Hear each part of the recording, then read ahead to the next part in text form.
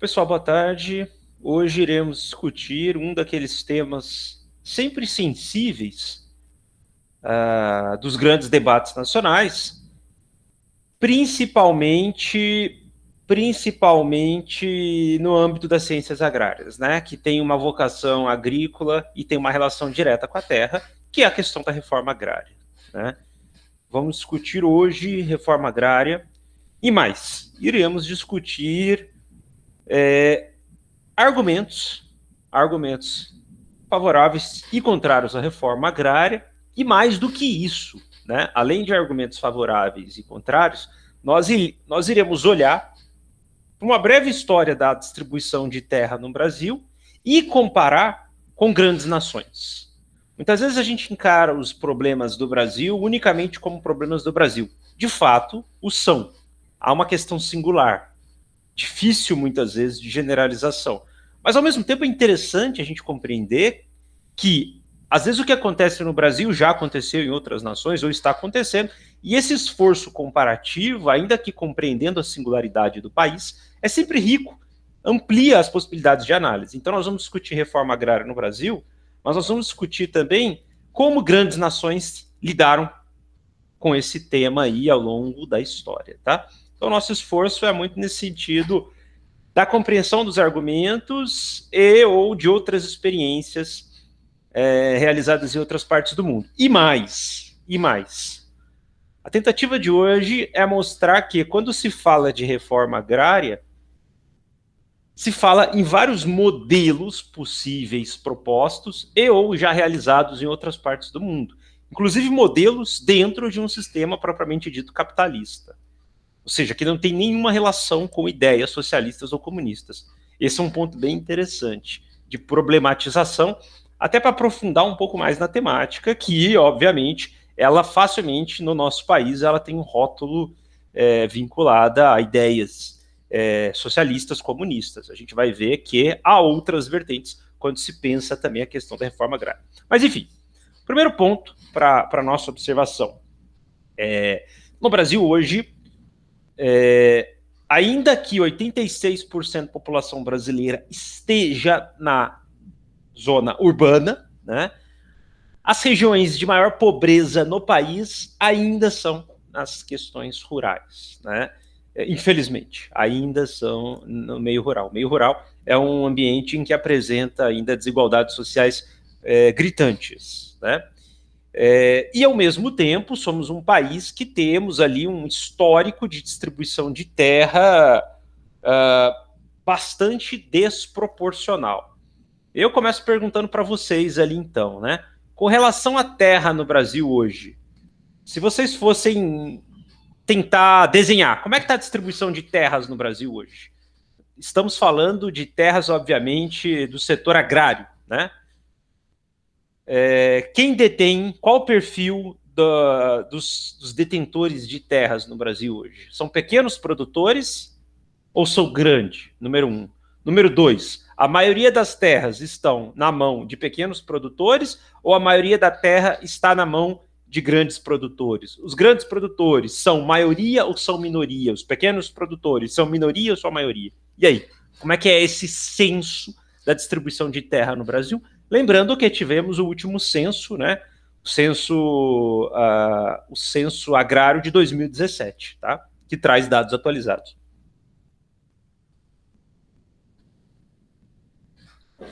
Na opinião de vocês, como é que está a distribuição no país? Se vocês fossem desenhá-la.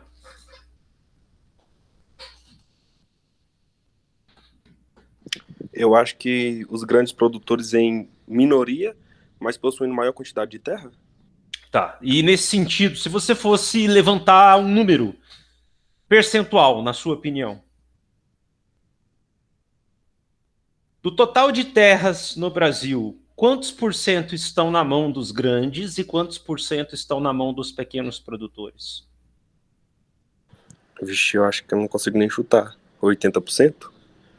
Tá.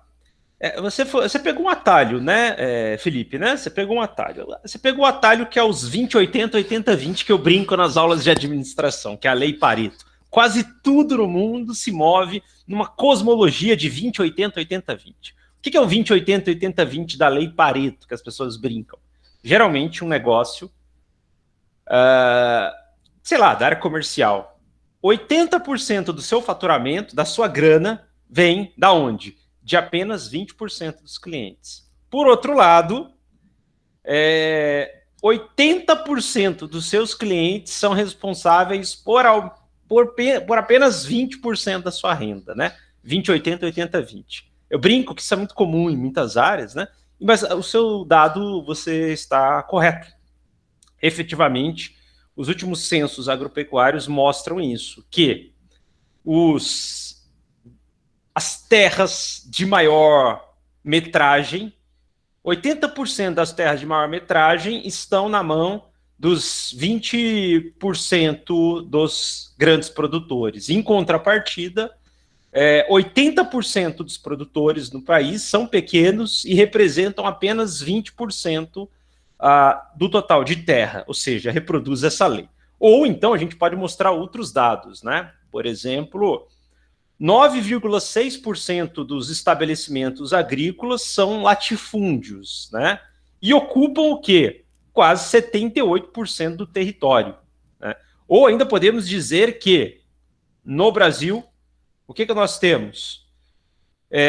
Propriedades inferiores a 10 hectares.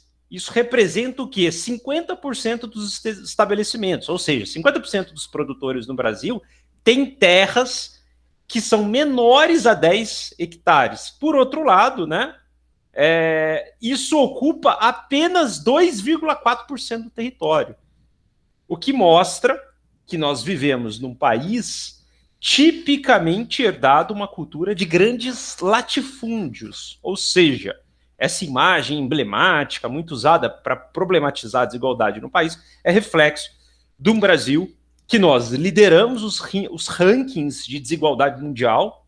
Se eu não me engano, estamos em 7º lugar em âmbito de desigualdade mundial, e essa desigualdade ela também perpassa o meio rural. Ou seja, a maioria das terras no Brasil estão na mão de grandes produtores. Porém, esses grandes produtores são minoria em termos quantitativos. Do outro lado da moeda, a maioria dos produtores no Brasil são pequenos produtores que representam o maior número de estabelecimentos e propriedades, porém possuem a menor fatia de terra no país, né? O que parece que não é novidade para ninguém aqui no nosso país. A gente sabe que nós vivemos esses números aí bastante desiguais em termos de distribuição de terra no país, tá? Porém, é interessante observar que este fenômeno da distribuição de terra, mas mais do que a distribuição de terra, né? Lembrando que o Brasil é o quê? É um dos maiores países do mundo, se eu não me engano, 4º, 5º em espaço geográfico, em população. Então, nós somos um país continental. Nós não somos um país, nós somos um país continental. Pelo tamanho do nosso território, nós incorporamos Argentina, Bolívia, Equador, Chile, Paraguai e Uruguai. Só nesse nosso território, nós somos vários países, sem considerar a Europa, né? O que a gente representa em termos de espaço de Itália, França, Portugal, por exemplo, né? E assim vai, Suíça, alguns pequenos países. Somos, então, um país continental. O que coloca a nossa perspectiva numa situação ainda mais singular. Somos muito grandes, né, enquanto nação. Por outro lado, o que nós estamos observando no mundo, não é um fenômeno brasileiro, é um fenômeno mundial, é um aumento da desigualdade mundial. O que está acontecendo? A concentração de renda está aproximando de pequenos grupos, enquanto grande parte da população mundial está observando o quê? A sua renda diminuir. Isso não é um fenômeno tipicamente brasileiro, é um fenômeno mundial. Então, por exemplo, um dado de 2016, bem antes da pandemia, a pandemia acelerou ainda mais esse processo, 1% da riqueza mundial representava o quê? Quase metade da riqueza do mundo. Ou seja, 1% das pessoas mais ricas do mundo detinham quase que metade do mundo. E a outra metade do mundo estava na onde, em termos de riqueza? No restante de 99% da população mundial. Fenômeno mundial, não é um fenômeno brasileiro. Agora, tem dados interessantes. Por exemplo, no continente asiático, principalmente pelo efeito China-Índia e alguns países do Oriente Médio, mas principalmente China e Índia, que detém basicamente 1/3 da população mundial, o que está acontecendo com a China? A desigualdade na China, ela está, entre aspas, diminuindo. Por quê? Uma população de 1,4 bilhão de pessoas está observando um aumento massivo de pessoas pobres que estão surgindo para uma classe média. Estima-se que 700 e poucos milhões de chineses estão emergindo para a classe média. Isso está diminuindo a pobreza no país e está jogando em esfera mundial, de uma certa forma, uma diminuição da desigualdade social em escala mundial. Mas isso considerando a média. Se formos analisar em termos geográficos, o que nós estamos observando? Uma desigualdade que avança no mundo, principalmente nos países periféricos, né, e países ricos também, né? A desigualdade aumenta. Vocês devem ter observado agora na pandemia, ainda estamos na pandemia, que quem ganhou dinheiro nessa pandemia e quem ficou pobre nessa pandemia?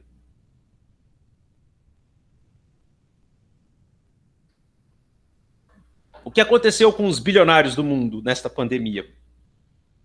Eles ficaram mais bilionários, né? Mais bilionários. O que aconteceu com as pessoas pobres, de um modo geral, na pandemia? Principalmente nos países que o processo de vacinação tardou e tudo mais.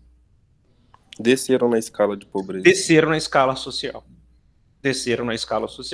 Dados recentes, vocês devem estar acompanhando aí, tem mais ou menos 27, 28 milhões de brasileiros, 27, 28 milhões de brasileiros que acordam todo dia hoje na pandemia sem saber o que vão comer. Vocês devem ter observado agora, recentemente, um vídeo até meio chocante, né? Da fila gigantesca de pessoas numa cidadezinha do interior esperando pela doação de cartilagem de restos de carne do açougue. O proprietário fazia isso toda semana, né? Sempre fez, sobrava ali o resto de carne, né? Enfim, os retalhos da cartilagem ele doava, né? Diz ele que nem dava fila. Agora, na pandemia, filas gigantescas para receber doação de cartilagem de carne. Um problema que no nosso país vem acompanhado de uma pandemia que restringiu as possibilidades de comércio. Grande parte das pessoas no país vive da informalidade. Ao mesmo tempo, a perda do emprego e ou a impossibilidade de atividades na informalidade ou a diminuição de atividades na informalidade veio acompanhada ainda de um aumento inflacionário brutal. Então nós temos uma inflação oficial IPCA de 8% ao ano, sem considerar o IGPM. Quem vive de aluguel pode estar perdendo o imóvel por aumentos ali acumulados de 35%. Se o proprietário repassa isso para a pessoa abandona o imóvel. Fora o preço dos alimentos. Né? Quem vive de uma cesta básica viu o quanto que aumentou o arroz, o feijão, o óleo, o ovo, a carne e outros itens mais. É só vocês irem fazer compra para ver o que aconteceu com o preço dos alimentos nesses últimos 2 anos. Uma população que vê diminuindo a renda e, ao mesmo tempo, os preços subindo, a condição econômica dessas pessoas caiu ainda mais, ampliando ainda mais a desigualdade mundial. E por que as pessoas mais ricas do mundo ficaram mais ricas? Essa é uma outra questão, né? Por quê? Se os pobres estão ficando mais pobres por um preço inflacionário e, ao mesmo tempo, pela dificuldade de manter o emprego ou as condições de informalidade, por que grande parte desses bilionários estão ficando mais bilionários ainda? Bom, eu já ouvi falar que muitos bilionários eles têm informações privilegiadas, né, da Bolsa de Valores, por exemplo. Então eles já têm previsões estatísticas do que aconteceria na pandemia, né? E dessa forma eles conseguem investir por exemplo, em serviços de entrega, serviços que estão em alta. Eu já ouvi falar isso. Grande parte dos empresários bilionários hoje estão fazendo dinheiro onde? O Jeff Bezos tem uma empresa de logística, basicamente isso, de logística. Uma empresa de e-commerce, né? Mas como ele se tornou o homem mais rico do mundo? A partir de que momento que ele se tornou o homem mais rico do mundo?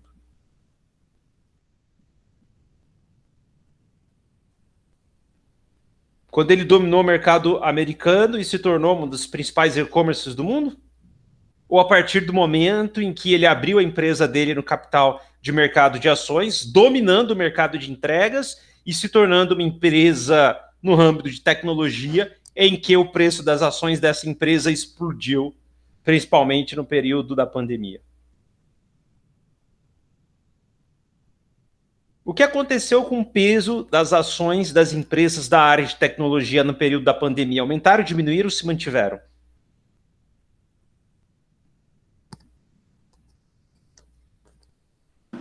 Da área de tecnologia, eu acho que aumentaram, né? Aumentou brutalmente. Uhum. Brutalmente. Por que brutalmente? Vocês aumentaram o consumo de compras de eletrônicos nessa pandemia ou aumentaram o consumo de compras por e-commerce? A maioria de vocês ou não?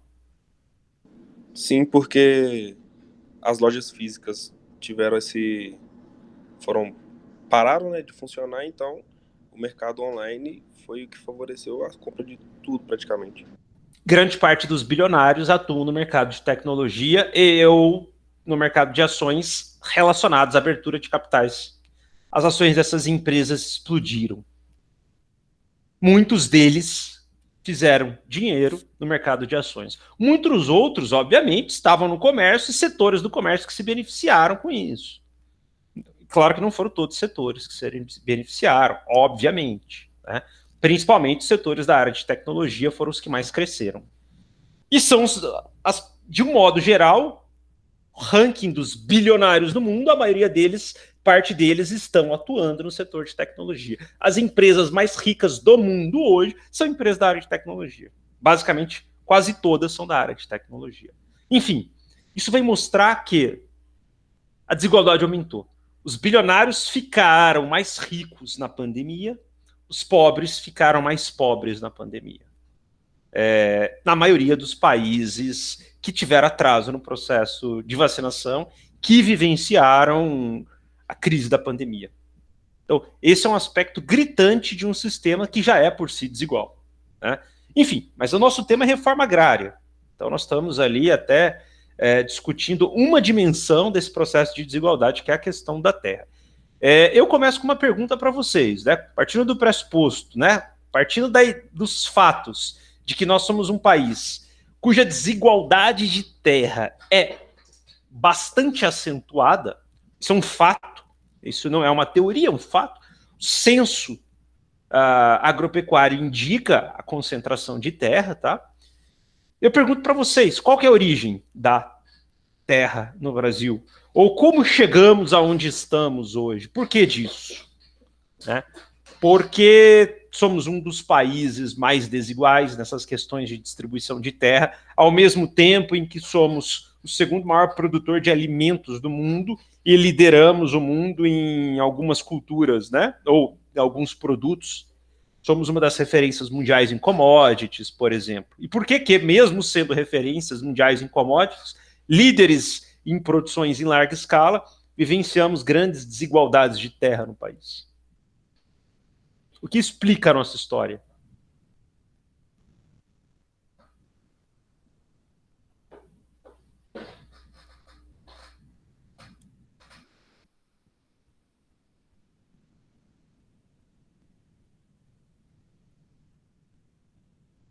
Vou trazer uma outra pergunta, então.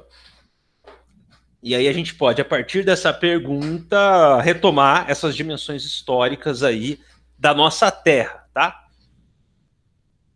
Reforma agrária. Reforma agrária. As pessoas que são favoráveis à reforma agrária e as pessoas que são contrárias à reforma agrária no Brasil, quais são os argumentos, de um modo geral, sobre a reforma agrária? Ou, se vocês quiserem, uma terceira pergunta para a gente responder a segunda e ir para a primeira, que é a dimensão histórica. O que é reforma agrária? Né? Abro para vocês aí esse leque de perguntas aí.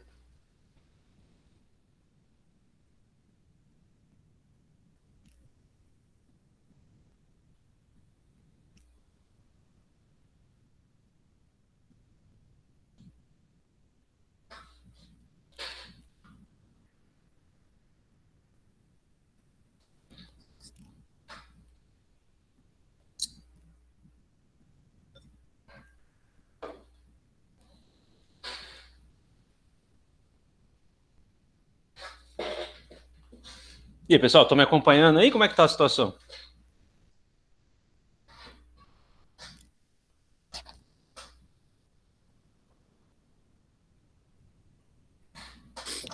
Bom, eu só sei que reforma agrária tem a ver com distribuição de terras. Perfeito. Excelente. Já uma boa observação. Reforma agrária tem uma relação direta com distribuição de terras, né? Vamos caminhar nesse conceito, então. O que seria a reforma agrária? Kênia, você levantou a mão, fica à vontade.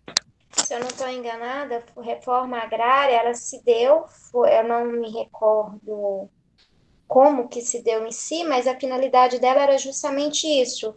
Era analisar a situação, na teoria, no que seria bonito, foi logo depois do movimento sem terra e tal, para ver a redistribuição de terras no Brasil. Seria mais ou menos isso, não foi?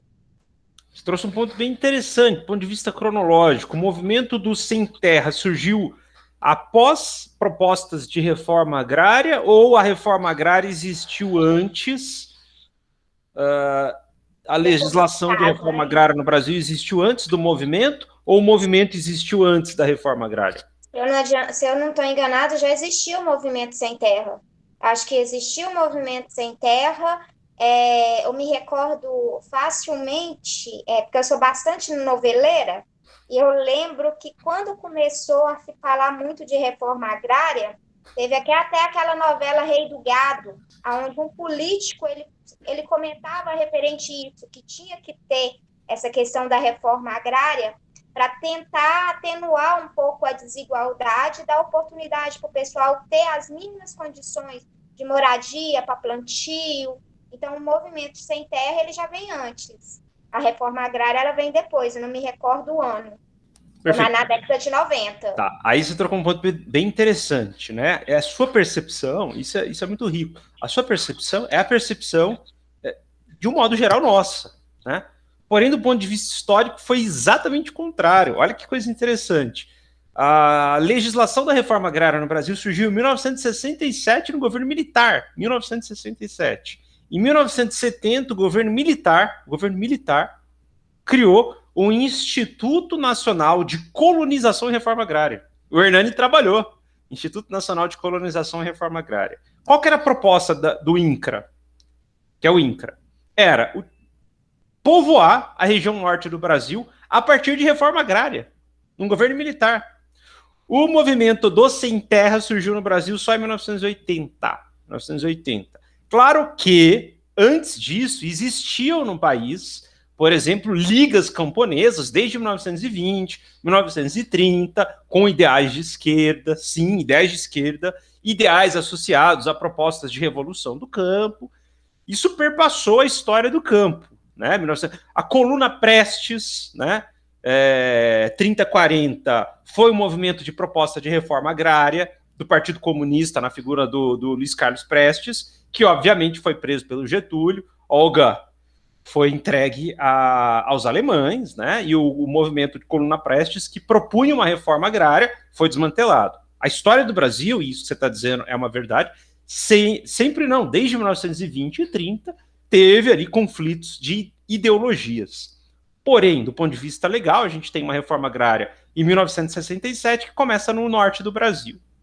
Em 1980, a gente tem um movimento do MST que vem questionar a passividade, na visão do movimento, obviamente, do governo para a reforma agrária. Tá? Beleza. Estamos trazendo dados históricos. Vamos para o conceito. O que é reforma agrária? Olha que fato interessante. Se o INCRA, Instituto Nacional de Colonização e Reforma Agrária, surgiu no governo militar, a ideia da reforma agrária é uma ideia vinculada aos interesses da esquerda? Ou a reforma agrária pode ser conceituada como interesses que atendam também perspectivas de direita? E aí, claro, se vocês quiserem, a gente tem que definir esquerda e direita aqui. Eu não estou nem entrando nesse ponto agora, obviamente. Então, eu acho que ia mais para ideias da direita, né? Por conta do governo militar. E naquela época, a redistribuição de terra houve apenas para quem tinha terra, já possuía terra, não era? Ou se eu não me engano. Aí você tocou num ponto interessante, Felipe, que isso vai perpassar uma visão de que a reforma agrária pode atender interesses estritamente da direita, por uma dedução lógica. Se o governo militar viu a reforma agrária como uma política estratégica para o norte do país, não era porque o governo militar queria fazer do Brasil um comunismo.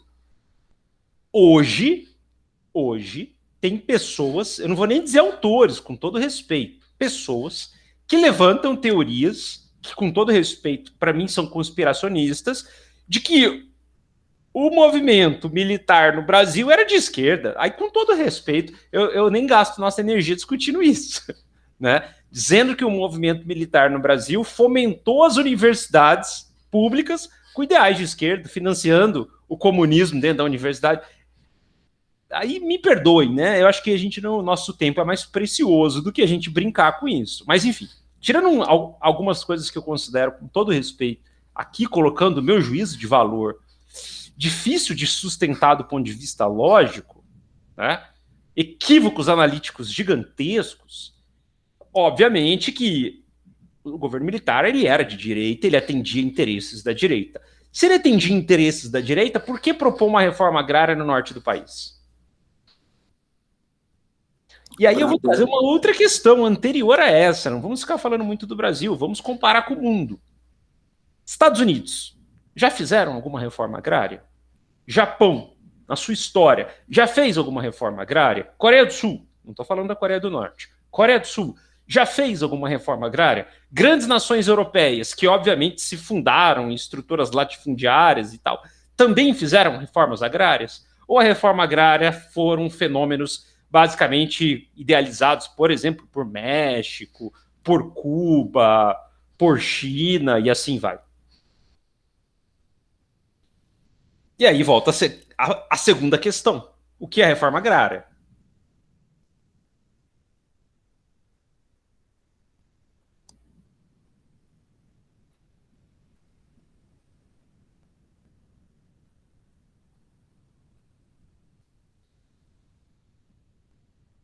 E aí, qual pergunta que vocês querem debater inicialmente aí? Esses países fizeram reforma agrária ou não? Ou vocês querem debater o que é reforma agrária primeiro ou não? E assim vai. Para chegar no caso Brasil e a história da reforma agrária no Brasil. Acho que primeiro a gente pode debater o conceito. Beleza, e aí, Augusto? Você trouxe uma pincelada aí interessante. Reforma agrária tem uma relação direta com terra. E aí? Qual que é a relação com terra? O que a reforma agrária faz com terra? Qual que é o objetivo da reforma agrária?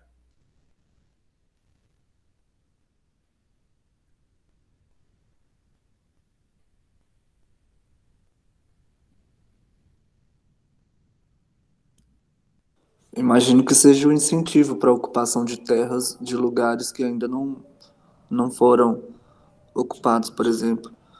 Acho que a intenção nem sempre não era das melhores, sabe? Tipo, vamos dar terra pro povo produzir. Acho que era mais, talvez, no sentido exploratório. Você tocou num ponto fundamental. A lógica da reforma agrária está relacionada com distribuição e redistribuição de terras. Número 1. Número 2. De um modo geral, terras improdutivas para que se tornem produtivas. Tá? Isso é fundamental. Terras improdutivas para que se tornem produtivas e, ao mesmo tempo, uma relação direta das terras com a redistribuição. A gente pode começar pelo segundo argumento, que eu acho que é mais fácil. Qual que é o sentido de transformar uma terra improdutiva numa terra produtiva? O que isso afeta do ponto de vista econômico?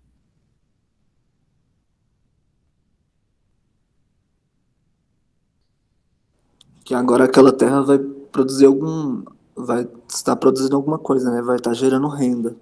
Ela vai estar gerando renda, ela vai estar gerando um produto, e o que ela está fazendo com a economia?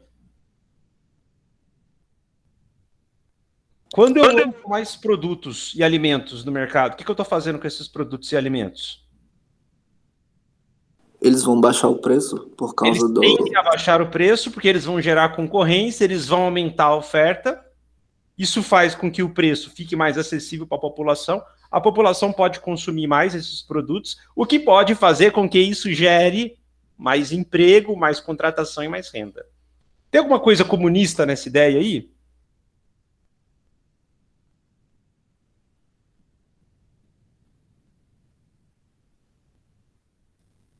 Tem alguma lógica comunista em gerar renda para aumentar a riqueza e gerar emprego? E aí, claro, a gente teria que discutir também o que é o comunismo aqui agora, né? Mas, enfim, me parece que não. Nós estamos falando de um sistema totalmente de produção de riqueza. E produção de riqueza, talvez pautado na concorrência.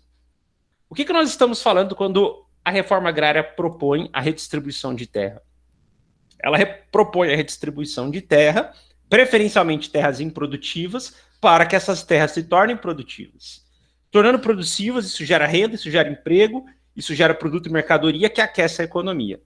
Se essa distribuição vai ficar sob o controle do Estado, e aí no ideal comunista, ou vai ser uma propriedade privada do indivíduo, e aí vai ser uma lógica que a gente pode chamar capitalista, a lógica é que isso está gerando a economia. Eu estou trazendo essa observação para dizer que, do ponto de vista lógico, qual que é o ideal liberal? O que um bom liberal na economia defende? O que um bom liberal na economia condena? O que é abominável para um bom liberal na economia? Hoje. A concorrência é algo positivo ou negativo para um bom liberal? Positivo? Positivo. Porque a concorrência é o que faz com que a oferta e demanda seja regulada pelo mercado e faz com que os preços se movam por grupos de interesse. Como é que a gente tem concorrência quando alguém é dono de toda a banca? Como é que a gente tem concorrência se a gente tem 1, 2, 3, 4 proprietários dominando todo o mercado? A gente tem concorrência?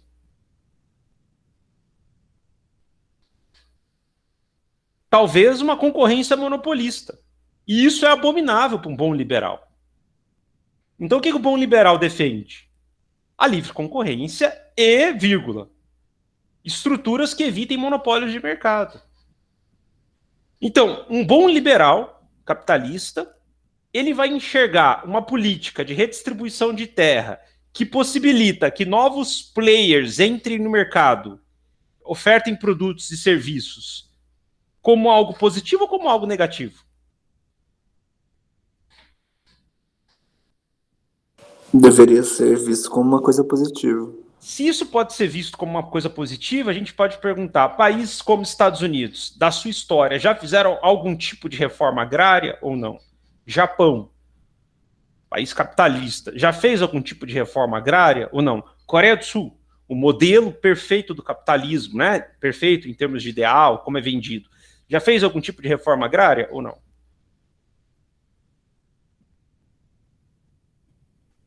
O que vocês acham?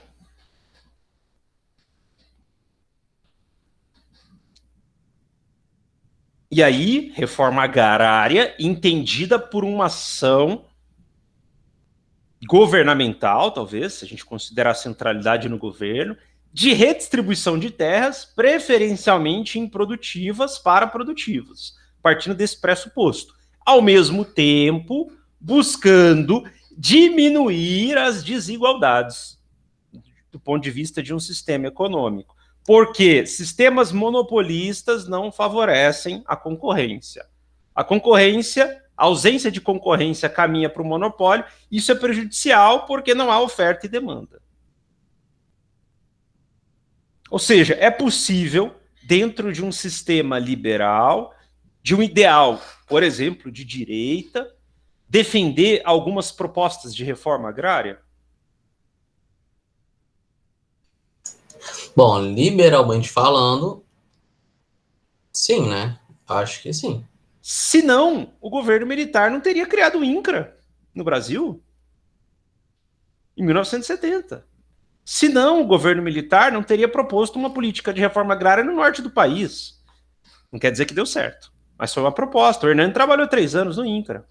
Ou seja, essa ideia da reforma agrária, essa é a brincadeira de hoje aqui, é desmistificar a ideia da reforma agrária como uma bandeira exclusiva da esquerda. Pera lá. Grandes nações fizeram reformas agrárias. Agora vamos para alguns casos interessantes. Por exemplo, os Estados Unidos. Obviamente que os Estados Unidos não fez uma reforma agrária pautada no ideal de comunas, de terras coletivas, de socialização do bem, proletários univos, jamais, não foi nada disso. O que os Estados Unidos fizeram? Os Estados Unidos viveram um processo similar ao nosso. Chegaram pela região litorânea, do país e começaram a adentrar para a parte oeste do país. A gente, de uma certa forma, fez isso no Brasil também, né? Exploramos primeiro a parte litoral, exploramos não, né? Os colonizadores exploraram e caíram para dentro do país. Os Estados Unidos também.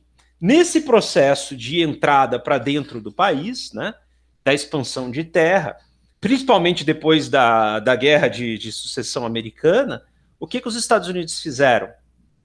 Compraram terras de produtores, desapropriaram comprando e revendendo. E revendendo, muitas vezes, a preço simbólico para pequenos produtores, para o interior dos Estados Unidos. Ou seja, uma política de reforma agrária, redistribuindo a terra, nesse caso, obviamente, indenizando, não chegou, pegou a terra, roubou, né? E a gente pode discutir a questão do roubo também, tá? Mas, enfim, não roubou de pegar, comprou e revendeu. Revendeu ali, subsidiado para pequenos produtores. Ocupando o interior do país e distribuindo de uma forma um pouco mais equitativa as condições produtivas. Fomentadas em ideais liberais.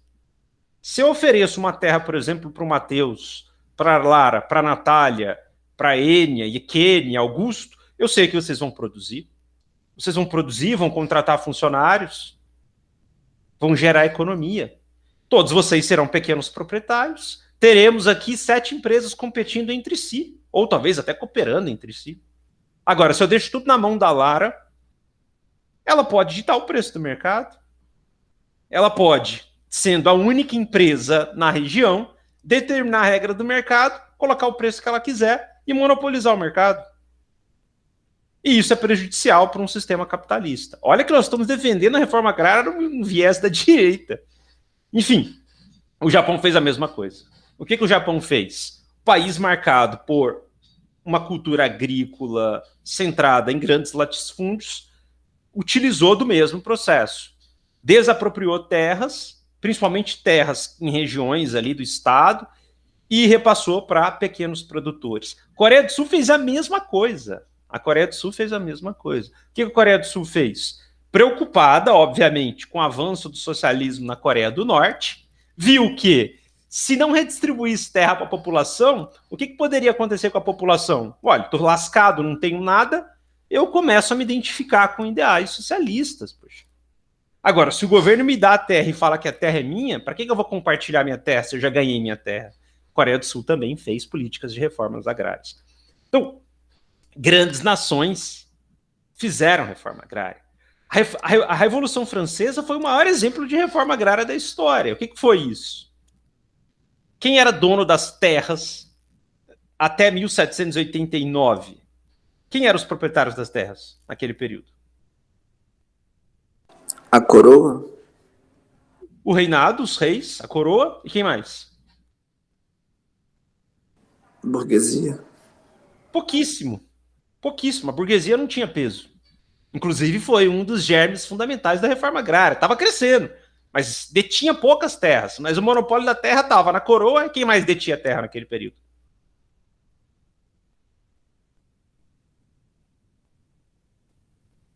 Quem foi responsável por 1/3 das terras na Idade Média?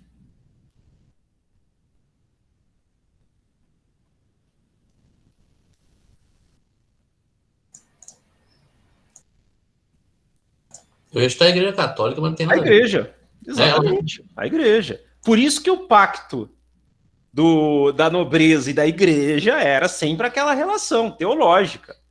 Por que eu tenho que aceitar esse rei como rei? Porque ele é a escolha direta de Deus. Ele é a relação direta de Deus na Terra. Logo, se você não aceita as leis elaboradas da cabeça desse rei, arbitrariamente, você está desobedecendo uma instituição divina, sagrada. Mais uma vez, a religião cumprindo um papel fundamental de justificação. Isso não é uma coisa da Idade Média. O que era o Deus Amon-Ra do período egípcio, 3.500 anos antes de Cristo? Exatamente isso. Por que vocês têm que me servir? Porque eu sou a inspiração divina na Terra. Eu sou o contato direto com Deus. Ora, Eu sei que muitos de vocês aí têm crenças espirituais. Eu sei que alguns de vocês conversam com Deus de vez em quando, mas comigo é diferente. Deus liga para mim. É outra coisa. Às vezes ali, sei lá, alguém de vocês tem alguma dúvida. Comigo não tem dúvida, porque meu papo é reto com Deus. Então vamos discutir quem tem moral. Eu sou inspiração divina de Deus na Terra. Rei. Então a fundamentação teológica da época era fundada nessa ideia, né? E aí entra um aspecto interessante. Quem detinha a Terra? A Igreja e os reis. E o que foi a Revolução Francesa? Pera lá. Quem disse que você é a instância divina de Deus na Terra? E aí que é interessante, a Revolução Francesa ela vai trazer uma crítica à metafísica. Ou seja, Deus existe? Beleza. Ninguém está discutindo isso. Mas você não pode dizer que você é a figura que intermedia a minha fé com Deus.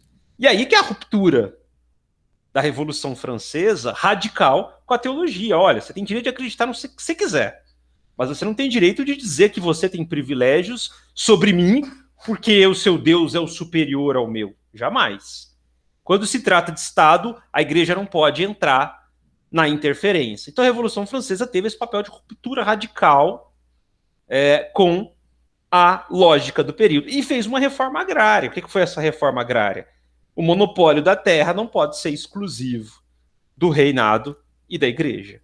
Claro que isso não foi uma coisa pacífica, deliberada, numa discussão coletiva. Foi a banhos de sangue, né? E graças a esses banhos de sangue, que eu acho que nada justifica, nós estamos aqui hoje sentados discutindo reforma agrária. Do contrário, obviamente, a gente estaria numa estrutura com algumas pessoas de sangue azul e outras aqui nem poderiam estar participando dessa discussão. Graças à reforma, à Revolução Francesa, que paradoxalmente em seguida caiu no absolutismo com Napoleão, criou-se condições filosóficas de podermos, cada um de nós aqui, ainda que com todas as desigualdades brutais em que vivemos, escolher o que vocês querem fazer da vida. Dizer que ninguém de vocês aqui não pode se candidatar a presidente da República. Todo mundo aqui pode ser presidente da República, se candidatar. Todos vocês podem se candidatar a qualquer vaga, desde que preencham ali os pré-requisitos. Então, essas são as inegáveis conquistas de uma Revolução Francesa, né? Que fez uma grande reforma agrária, diga-se de passagem, tá? Enfim, estou viajando aqui para, historicamente, chegarmos no caso do Brasil, ou seja, o Brasil já fez algumas pequenas reformas agrárias, mas diferentes de grandes nações, como, por exemplo, o Japão, como, por exemplo, comentei com vocês, Coreia do Sul, os Estados Unidos, as nossas políticas de reformas agrárias elas foram muito situacionais, o que manteve um país numa condição extremamente desigual, tá? Mas, por exemplo, por que o sul do Brasil é uma região majoritariamente formada por pessoas que se autodeclaram brancas? Sul, eu estou falando do Rio Grande do Sul, estado do Rio Grande do Sul, eu estou me referindo ao estado de Santa Catarina e Paraná. Por que essas três regiões são majoritariamente formadas por pessoas brancas? Diferente da Bahia, por exemplo. Diferente do Rio de Janeiro, por exemplo. Por exemplo, né? Para não dizer outras regiões do país. Historicamente, o que explica esse fenômeno do sul do Brasil? E posso trazer uma segunda observação. Por que a região sul do país é referência na agricultura familiar? Por que os agricultores familiares da região sul do país possuem estruturas, tecnologias, avanços que outras regiões do país ainda carecem? O que é de singular na região sul do país?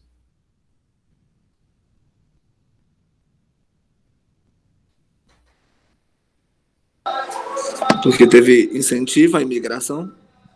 E esse incentivo à imigração foi pautado no quê? Perfeitamente. Pautado no quê?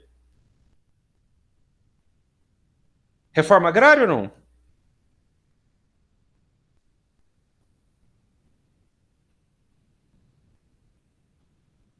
Por que eu, enquanto um colono italiano, alemão, irei sair do meu país para ir para o Brasil?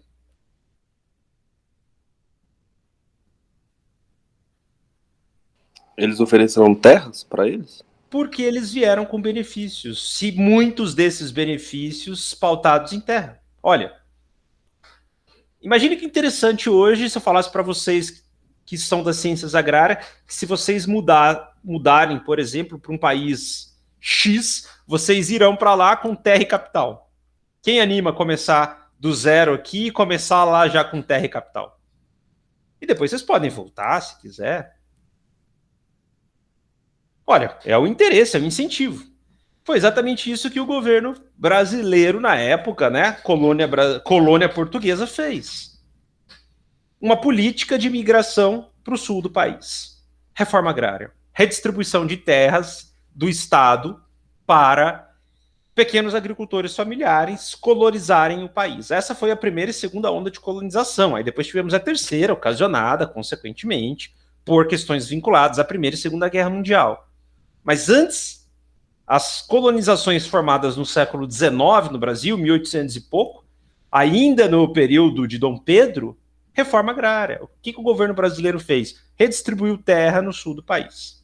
Claro que isso não era interesses comunistas, essa ideia nem existia, né, em concepção, um modelo absolutista, né, monárquico.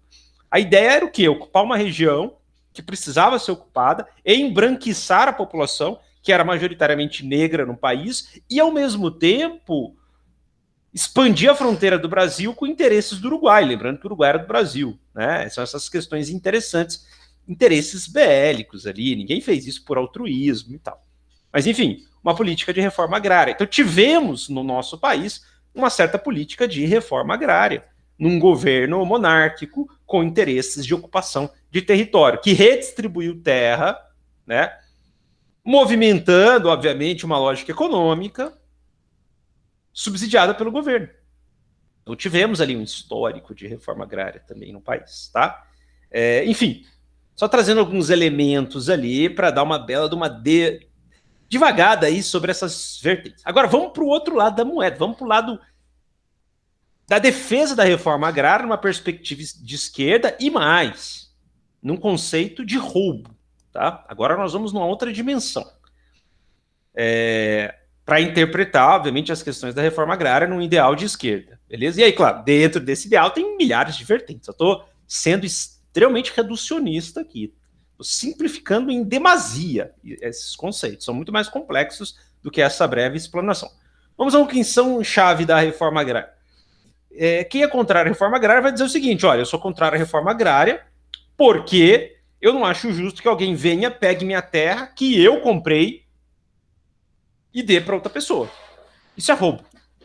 A propriedade é minha, e se alguém vem e fala que essa terra aqui é improdutiva e saca um pedaço dessa terra, seja o Estado me indenizando ou não, eu não quero saber, a terra é minha.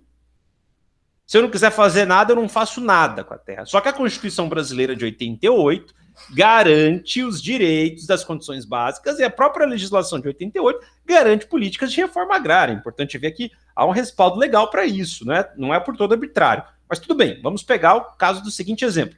Eu não concordo com reforma agrária porque alguém vai pegar minha terra que eu comprei e vai roubá-la.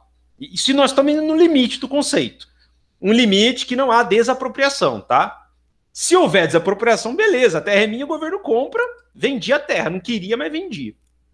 Agora, vamos pegar um outro conceito. Não, o indivíduo vai, pega a minha terra e não há indenização. Estou pegando o limite do conceito. Não há indenização. Isso é roubo. Correto ou errado?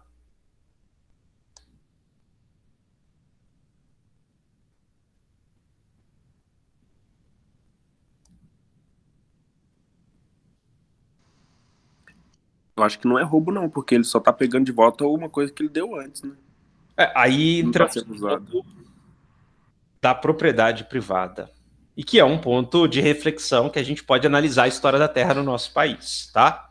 Vamos agora, definimos o que é reforma agrária e respondemos a questão de que grandes nações já utilizaram a reforma agrária, né? Vamos para o ponto originário da observação, a história da terra no Brasil, tá? Antes da chegada dos portugueses no Brasil em 1500, o que nós tínhamos no Brasil? A gente pode até fazer uma cronologia aqui da história do Brasil. que nós tínhamos no Brasil antes da chegada dos portugueses no Brasil? Os povos indígenas. Os povos indígenas, correto? Nós tínhamos ali os povos indígenas. Quem era dono das terras no Brasil antes da chegada dos portugueses?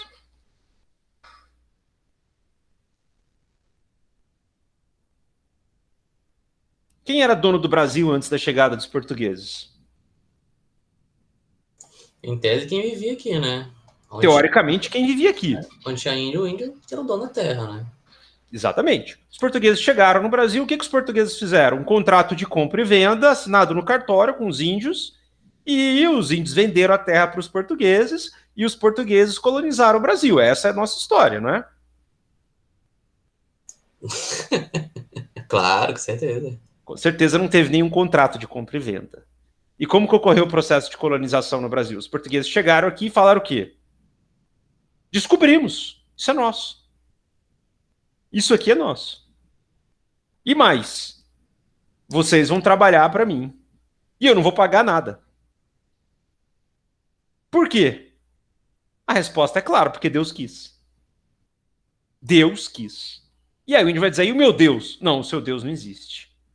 O seu Deus não existe. É o meu Deus, o verdadeiro. E como o meu Deus é o verdadeiro, e eu estou seguindo o meu Deus, eu vou ter que te converter ao meu Deus. Do contrário, eu vou ter que te matar. E mais, eu vou te matar para salvar a tua alma. Porque aí pelo menos você vai viver a vida eterna.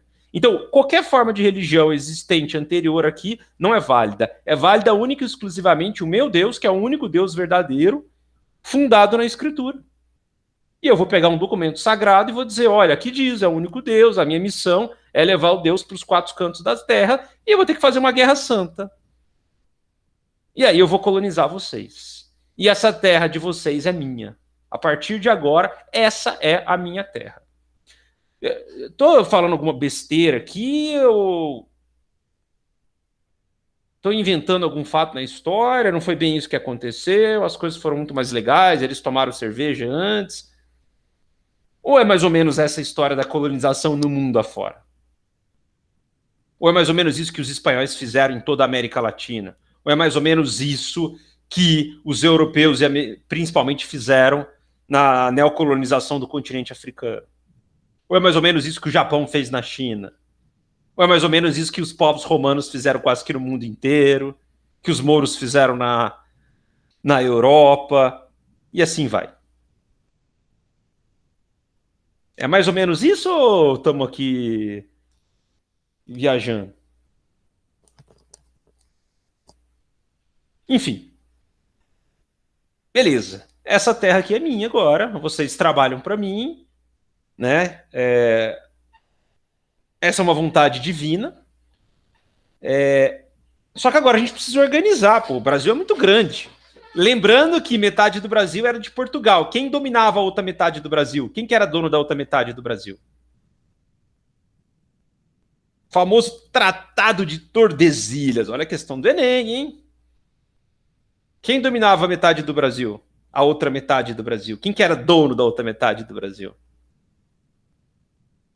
Lembrando que o Acre era da Bolívia, né? O Brasil comprou o Acre, mas vamos ali para a Amazônia, né? Quem que era dono da Amazônia? Quem que era dono ali do Mato Grosso? Mato Grosso do Sul? Metade de Minas, talvez?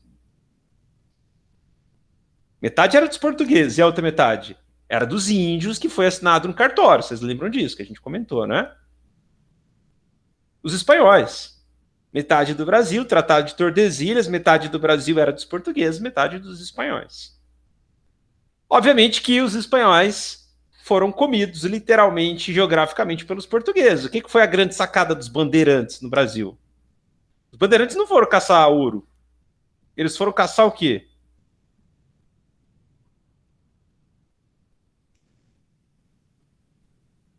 Eu sei que vocês estão com medo de falar de bandeirantes ali, queimaram lá a imagem do Borba Gato, vocês podem ser associados a isso e tal, mas o que os bandeirantes faziam no Brasil? Eles caçavam o quê?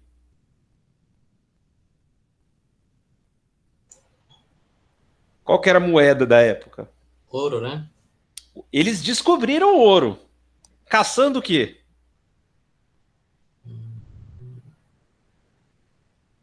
Caçando índio. Eles caçavam índio para dentro do país para vender como escravo. Caçando índio. Obviamente que nesse processo de caça, sobre um grande incentivo da corte portuguesa, qual que era a ideia do Brasil ir comendo para dentro? Invadindo o território espanhol e ganhando o território brasileiro. Imagina que naquela época a gente não tinha aí o professor André Wyche usando geoprocessamento com um drone para separar o Brasil da Espanha, né? Então, era esse processo de invasão para dentro.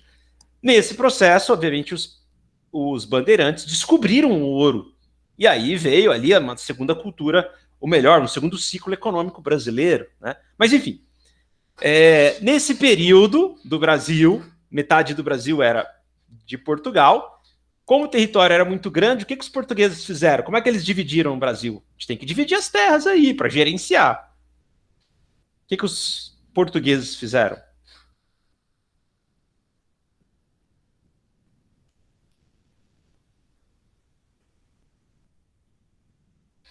O que foi a chamada capitanias hereditárias, ilustrada nessa imagem aqui? Acho que não dá para vocês verem direito, porque está no computador aqui. Vocês estão vendo aqui, ó. Como é que a gente dividiu o Brasil? Dei uma olhada aqui nesse mapa. Olha, esse eixo aqui, esse eixo nosso aqui, sei lá, podemos falar, esse eixo Y aqui, talvez, sei lá. Metade daqui para a direita é Brasil, metade é Espanha. Porém, nessa metade nossa aqui, a gente dividiu o Brasil em 15 capitanias. O que eram as capitanias no Brasil?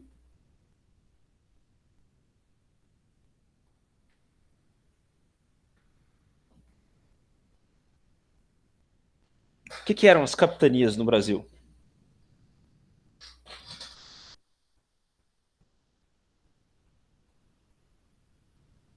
Era como se fossem estados, né? Então, Exatamente. Hereditário, né? Distribuídos por proprietários. Então, o governo, para gerenciar, criou lá os 15, entre aspas, governadores que ficaram responsáveis por isso. Essas terras, que eram concessões, né, do governo, foram até 1850. E nós tivemos, em 1850, as leis das terras. Mas antes disso, como é que era passado uma terra para o outro nesse processo? Quem passava uma terra para o outro? Era por uma herança hereditária. Então, se eu era filho de um dono de uma capitania, isso passava para mim, que passava para o meu filho, e que seguia todo esse processo histórico hereditário, sanguíneo. Quem que era dono da terra?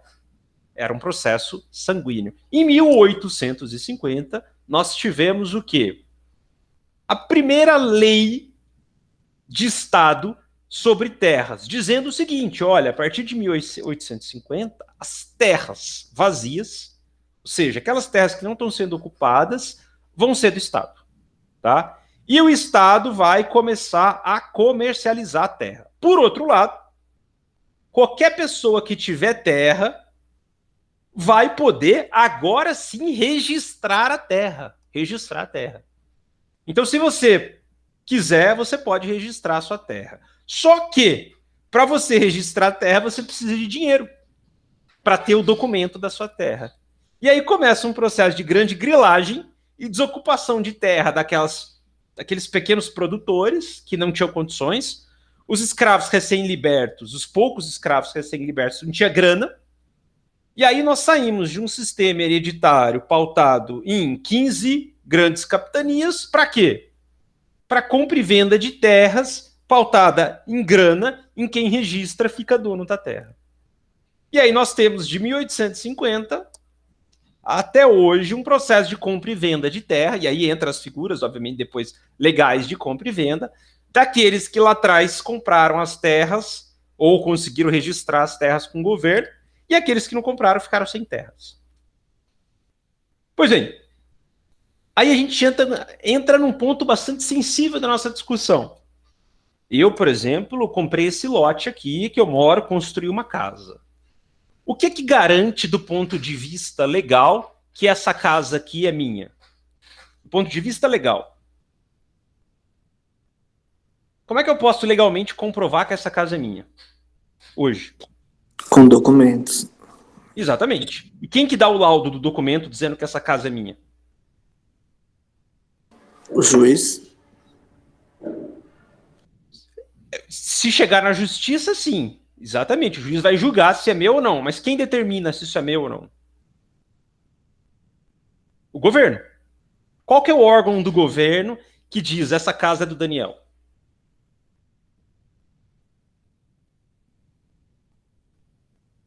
Cartório. O cartório é um órgão do governo, na verdade, por concurso, que vai dizer, olha, essa terra é do Daniel. E como é que eu digo que essa terra é minha? O que eu preciso fazer? Eu tenho que levar para um cartório um documento de compra e venda dizendo, olha, eu comprei essa terra do fulano de tal. E aí o cartório vai conferir se o fulano de tal tem essa terra registrada. Se o fulano de tal tem essa terra registrada e o Daniel comprou essa terra dele, a gente no cartório vai registrar dizendo que essa terra é do Daniel. E se o Daniel seguir as normas da prefeitura, essa terra é dele. E se um dia o Daniel vender a casa dele, ele vai precisar de um documento para passar o nome da casa para outra pessoa que comprou. Por isso que no senso comum as pessoas brincam, né? E é verdade. Quem não registra... Qual que é a frase comum? Quem não registra não é dono. Já ouviram essa frase, né? Ou não? Eu não. Não. Clássica frase jurídica, Matheus. Quem não registra não é dono. Ou seja, se você comprou um imóvel e não registrou, a chance de dar coisa ruim, de dar merda, é muito grande. Por isso que toda vez que você vai comprar um imóvel ou uma lote, você tem que ver se esse imóvel está regulamentado, se ele tem escritura de compra e venda, e assim, se ele tem contrato de compra e venda, se ele tem escritura, né? Para você não comprar uma terra que já tem dono. E aí eu poderia ficar até amanhã contando causos e causos para vocês sobre isso. Eu vou contar só um. Eu até tentei participar lá do crowdfunding, mas eu não consegui porque eu não tinha acesso lá. Até queria doar uma grana lá. Vocês verem um nível de sofisticação no nosso país da malandragem, né? Uma coisa assim incrível. Um casal de São Paulo queria mudar de vida, queria ir para o interior, tentar a vida no interior. Trabalhavam, tinha casa própria e tal. E eles viram um anúncio na internet de uma pequena pousada que estava sendo vendida no litoral norte de São Paulo. Se eu não me engano, no litoral norte de São Paulo. Não sei se era em Guarujá, alguma coisa assim. E aí eles viram lá, falaram, ó, a pousada, né, a gente vai morar na pousada, é uma região turística, a gente consegue ainda alugar. E, puta, ficaram encantados. Entraram em contato com a imobiliária, a imobiliária mandou fotos e tudo mais, e beleza, né? Acho que foi lá fazer visita no imóvel, gostaram. O que eles fizeram? Vamos comprar. Venderam a casa deles, pediram as contas, os dois trabalhavam, pediram as contas, pagaram a casa, né, a pousada, pegaram a chave e mudaram, tá, pá. Primeiro dia de mudança, chega a polícia, prendendo eles. Como assim? O que está acontecendo? Invasão de propriedade privada. Como assim invasão de propriedade privada? Mas você está invadindo a propriedade privada aí, os vizinhos denunciaram você, isso é invasão de propriedade. Mas como invasão? Eu acabei de comprar. Não, você não comprou. Fulano de tal é dono, mora não sei na onde. Mas como assim é dono? Aí, moral da história, ligaram para a imobiliária, não existia imobiliária. Um golpe, criaram uma empresa fictícia, uma imobiliária fictícia. Essa imobiliária pegou a chave da casa, vendeu a casa para esse casal. A casa que tinha dono. Quem não registra não é dono. No limite do termo, quem não registra não é dono. Mas eu comprei. Não importa. Você comprou de um bandido e no final das contas o dono é o fulano de tal que está registrado. Perderam a casa deles e perderam emprego. Não tinham onde morar. Aí eu até queria ajudar lá esse crowdfunding aí. Eu falei, que tragédia, né? Enfim.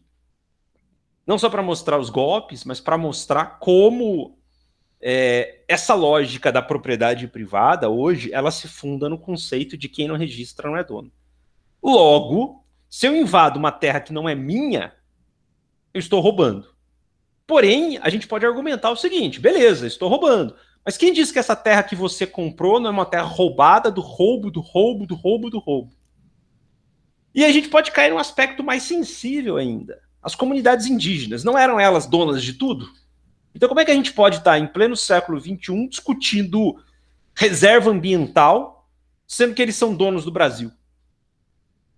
No limite do conceito de propriedade privada, se nós formos no limite do conceito, o que justifica a diminuição de uma reserva ambiental de comunidades indígenas, sendo que eles eram donos da terra? Qual que é o argumento que eu vou justificar hoje, em pleno século XXI, que essa reserva deve diminuir em termos de tamanho? Como é que eu posso justificar esse argumento?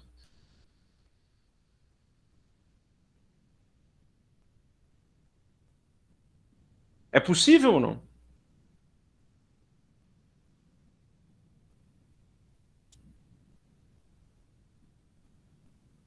É possível dizer que os índios não têm alma hoje?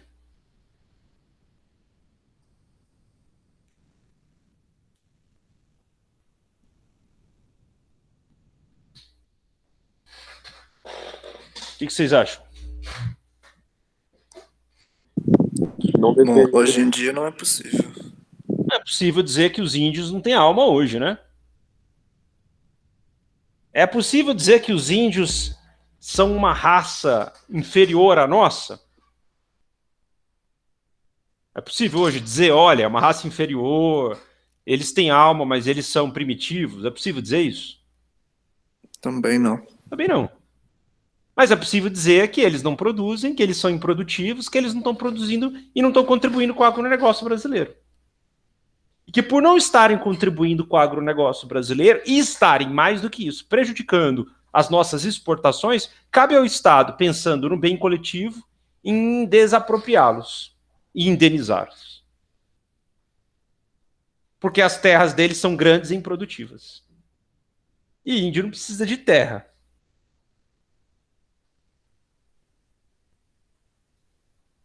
É basicamente o argumento que nós estamos observando hoje. A gente precisa produzir, o agronegócio precisa produzir, e eles estão aí empacando tudo. Estão atrapalhando o desenvolvimento do país. A gente precisa colocar uma hidrelétrica lá no meio e eles não estão querendo. Que é terra indígena. E aí, como é que a gente faz? O Brasil não pode parar. A gente não pode nos curvar uma minoria. Nós somos maioria, nós não somos indígenas. A maioria de nós aqui. E aí a gente vai se curvar uma minoria? Mas e a culpa que nós temos? Eu não tenho culpa nenhuma, não fui eu que escravizei os índios. Eu não tenho culpa nenhuma. Eu nasci no século XXI. Infelizmente eu não nasci no século XXI. Eu nasci no século XX e não tenho culpa. Fui eu que escravizei.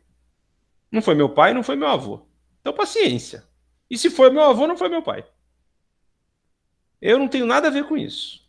Eu trabalhei, comprei minha casa e quero que o Brasil cresça, quero que a energia melhore, então tem que cair para cima dos índios mesmo. Passado é passado e acabou.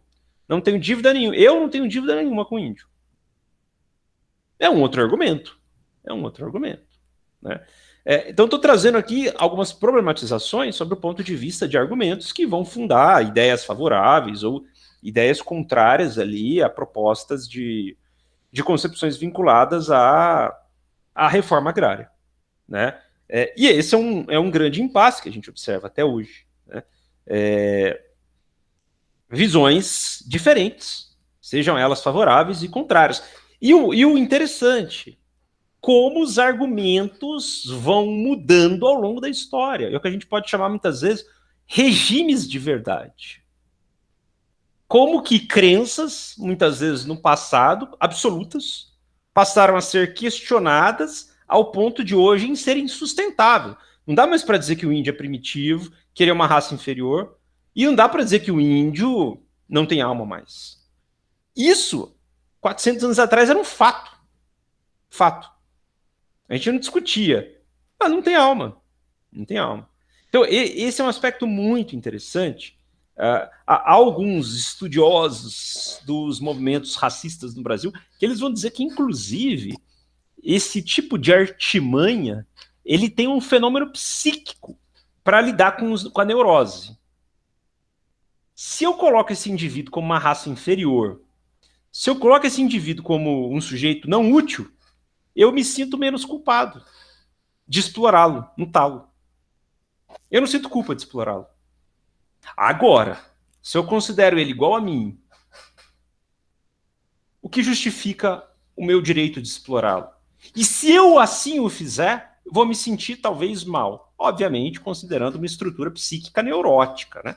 Se for uma estrutura perversa, aí tudo bem. Aí há até um prazer nessa exploração. Mas considerando uma estrutura neurótica, o indivíduo neurótico ele vai se sentir mal. Pô, não faz sentido isso. Por que eu estou explorando essa pessoa? Aí que entram os argumentos, né? As amuletas psíquicas, que são extremamente confortáveis para justificativas. Ó, há alguns que vão dizer, inclusive, que o discurso meritocrático se funda nesse pressuposto. Ou seja, por que o sujeito está lascado? Por que 28 milhões de pessoas no Brasil hoje não sabem o que vão comer? É muito simples, porque eles não se esforçaram tanto. Não dedicaram, não trabalharam, não estudaram, não ralaram tanto que eu ralei. Eu não tenho culpa. Eu fiz, eles não o fizeram. Eu não vou ficar sofrendo por 28 milhões de pessoas que acordam sem saber o que comer. Eu não vou ficar questionando teologicamente o universo, divindade, justiça divina. Eles não quiseram. Ou melhor, isso é passageiro. É mais fácil um rico passar. É mais fácil um elefante passar debaixo de uma porta do que um rico entrar no reino dos céus. Então, se eles estão sofrendo hoje, tudo isso, esses 28 milhões de brasileiros, pelo menos, eles estão sofrendo, mas é um intervalo curto da vida. Todos terão o reino dos céus. E esses ricos que estão explorando os índios, não cai um cisco no universo que não esteja sobre a compreensão divina, né? Ou como dizia de uma forma bastante poética, né? Nem mesmo um lírio do campo é capaz de brotar, desabrotar ou morrer sem o consentimento divino. Então está tudo controlado. Isso melhora a minha angústia existencial. Ou a gente pode, vamos sair do cristianismo, né? A gente pode ir talvez numa visão hinduísta, que eu acho que é até mais confortante. Essas pessoas estão sofrendo isso porque elas fizeram outras pessoas sofrer em vidas passadas.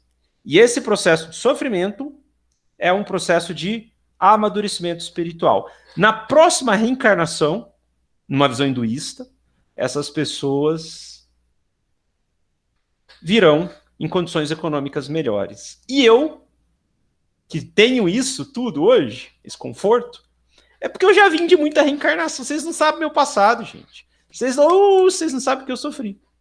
Agora tá na hora de, né? Tá na hora de... São justificativas para lidarmos aí com algumas das nossas angústias. São verdades, mentiras? Não estou discutindo isso. Pode ser que seja verdade, pode ser que não.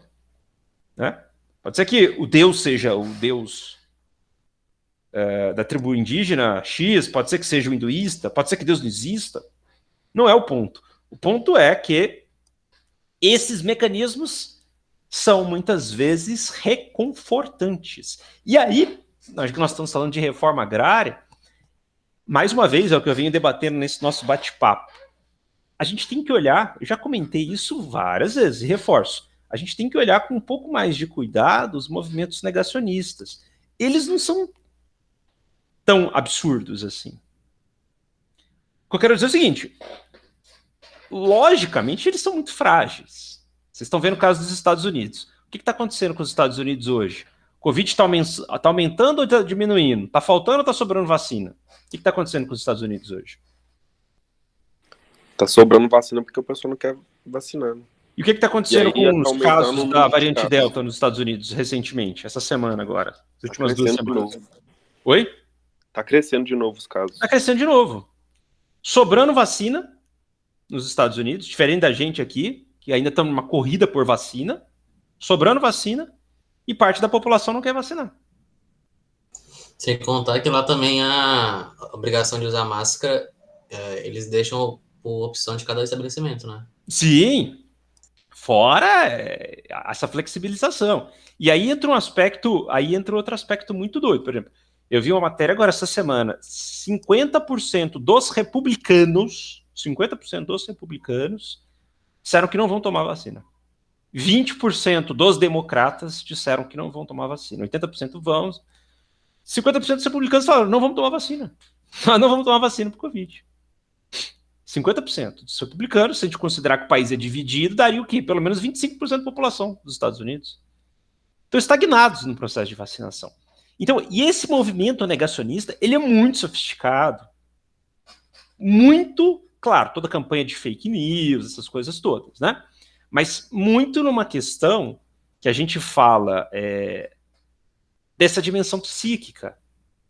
Muitas pessoas negam a realidade como uma forma de reconfortar a psique diante de uma grande angústia existencial. E aí, o que eu faço como mecanismo de saúde mental? Eu nego a realidade. Eu nego a realidade. Ao ponto de negar a realidade, ao ponto, inclusive, de eu morrer. E ao invés de eu me preservar, eu me destruo. É quase um movimento autodestrutivo. É um paradoxo nesse processo. Um paradoxo, porque eu quero me preservar da angústia e, dependendo da decisão, eu efetivamente me autodestruo, tentando me preservar. Um paradoxo. Mas esses movimentos, eles são muito sofisticados. Então, e aí que entra o aspecto que eu sempre venho falando nesse nosso bate-papo esse semestre, né? Neste semestre. É impossível você debater com um negacionista. É impossível. Por quê? Nós estamos falando de um debate racional. Não existe racionalidade, existe afetos. Se esses afetos não perpassarem um discurso racional, você não vai conseguir desenhar para esse indivíduo e dizer para ele isso. A mesma coisa com uma pessoa que está sofrendo uma grande perda, você dizer para a pessoa racionalmente, todo mundo morre, meu amigo. Morreu. Todo mundo morre. É a vida. O que você está chorando aí? Você está perdendo tempo. É a vida, vai morrer mesmo. Você já sabia disso. Né? Isso é uma coisa irracional, alguém falar isso no momento de luto. Pelo contrário, pode ficar tranquilo. A pessoa está bem, tem certeza que ela vai estar intervindo por você, a vida dela está lá no reino dos céus e tudo mais e tal. Ou então, olha, se Deus quiser, essa pessoa está bem, essa pessoa deixou um legado e tal. Né?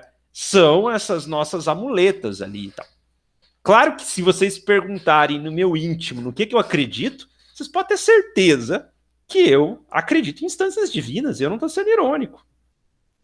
Eu acredito, primeiro que eu não posso não acreditar, do ponto de vista lógico, acreditar ou não acreditar não vai mudar nada. Segundo que eu não tenho evidências para provar e desprovar, e terceiro que isso me faz muito bem.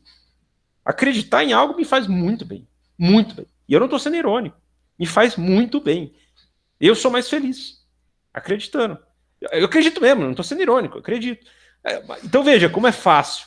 Agora, é claro que alguém pode chegar para mim e dizer, olha, você tá se dopando da realidade. Você está acreditando num outro mundo enquanto você poderia estar vivendo a vida aqui e tal. Ou então você está projetando a sua vida no outro mundo. E se isso não existir? Que é uma outra questão que eu sempre penso, às vezes. Quando eu tomo uma decisão, eu penso, e se por aventura só for essa vida? Essa minha atitude tem sentido? Até como uma tentativa de eu não ficar barganhando. De eu não ficar barganhando com instâncias divinas. Olha como é que eu sou bom. Eu vou fazer isso ou eu não vou fazer isso, porque eu sei que Deus está vigiando, eu posso ser punido. Eu tento, sinceramente, hoje, nessa nova minha fase da vida, fazer uma coisa efetivamente considerando a não existência. Para ser sincero. Ainda que eu tenha minha cosmovisão e acredito. Né? Sim. Mas eu tento fazer não barganhando. Por que eu faço isso? Porque isso me faz bem, porque eu quero que a pessoa, sei lá, se sinta bem. Ponto. Se vai existir vida eterna, se eu vou pro purgatório, pro inferno, isso daí não cabe a mim aqui agora. Porque se eu barganhar, eu tô fazendo isso porque eu sei que existe inferno, eu tô contabilizando aqui no meu caderninho e tal. Claro que a gente sabe que há outras interpretações religiosas que vão dizer que não, que a salvação é uma graça de Deus e tal. Mas não importa, no fundo é barganha. A gente sabe disso, que é barganha. É aquele Deus temeroso do Antigo Testamento na matriz cristã, tá? Na matriz cristã, que eu fui formado, lógico, né? Mas, enfim, isso tudo para dizer que nós estamos falando de alguns anestésicos racionais que a gente usa e que a questão da reforma agrária também perpassa isso, né? E aí, como é que a gente lida, muitas vezes, com o histórico de um país como o nosso, brasileiro, marcado por profundas desigualdades sociais, marcado por políticas de roubo de propriedade, historicamente, até chegar num contexto de compra e venda. E aí? Temos nós responsabilidade sobre o passado ou não? Como nós iremos lidar com essas pessoas que herdaram roubos de propriedade privada? E aí entra uma outra questão: justificaria um roubo por um roubo? Como lidar com essa dimensão? Aí hoje a gente observa o quê? Na minha opinião, aqui eu estou agora colocando o meu juízo de moral aqui, que eu sempre tento evitar nas gravações. Uma forma, na minha visão de mundo, de diminuir a desigualdade do Brasil, não é chegar e tirar a propriedade do rico lá, o Porsche dele.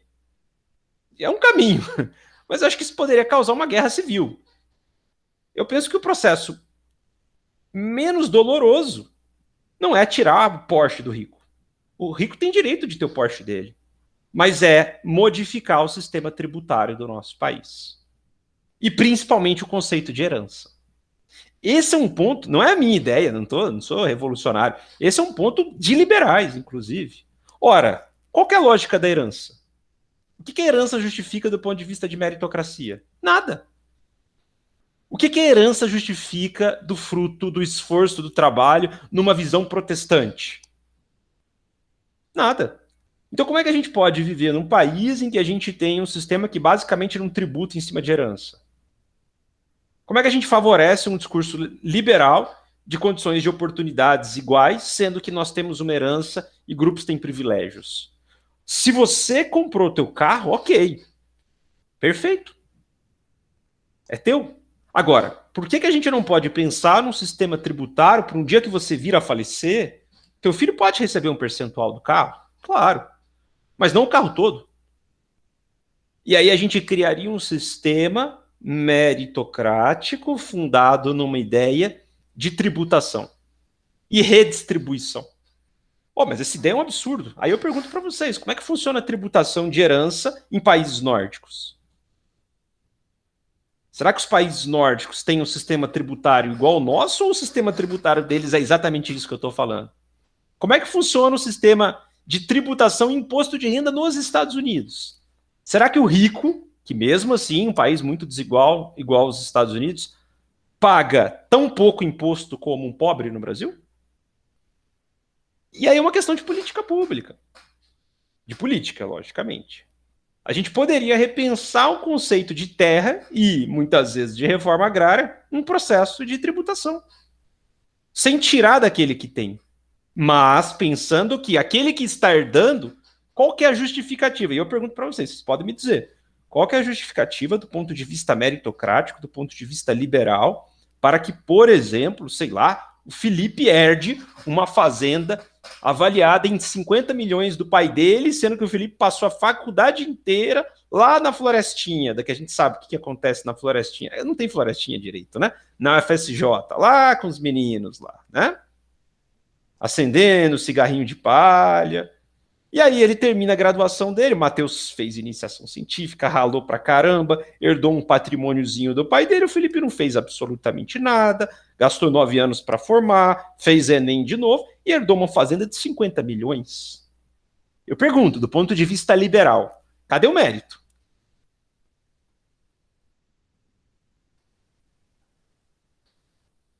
Entra o mérito dos pais, né? Exatamente. Assim. Exatamente. E aí? O Felipe não tem culpa de nada. Mas eu quero dizer o seguinte, olha que coisa quando a gente tem um sistema que não diminui essa desigualdade. Felipe não tem culpa de ter nascido de uma bela, de uma gozada, né? Eu imagino que você talvez não seja tão sortudo assim, né, Felipe? 50 milhões eu acho que é um pouco exagerado, né? Talvez seja um pouco menos que você tenha herdado aí. Mas enfim. Acho que é nada. Mas esse é o ponto que eu brinco. Assim, puta, é um negócio meio contraditório quando a gente começa a trazer o discurso da meritocracia. Sem considerar, nós estamos tratando uma tributação material.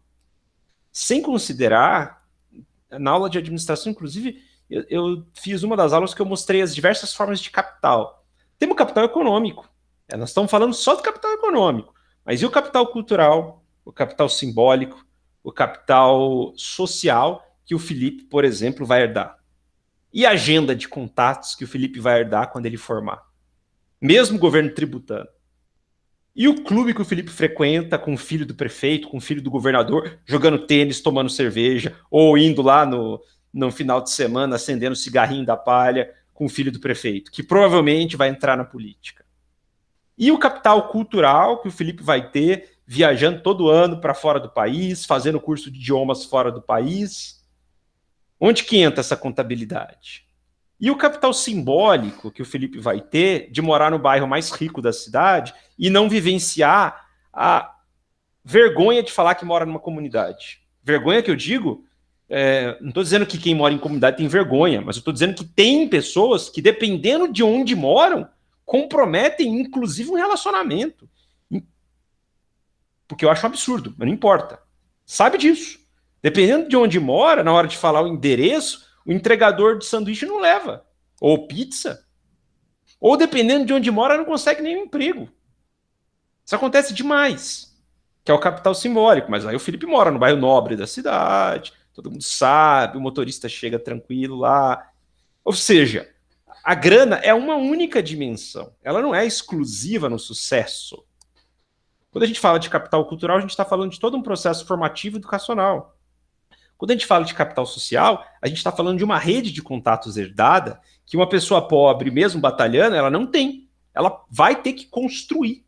Quando a gente fala de capital simbólico, a gente fala de todos esses privilégios, todos esses status que são herdados. Então, mesmo num sistema tributário, que vai tributar a dimensão econômica, ainda assim, essas pessoas privilegiadas, elas herdam outras formas, elas têm outras heranças que não são tributadas. Elas têm outras heranças. É esse o ponto. Elas têm outras heranças.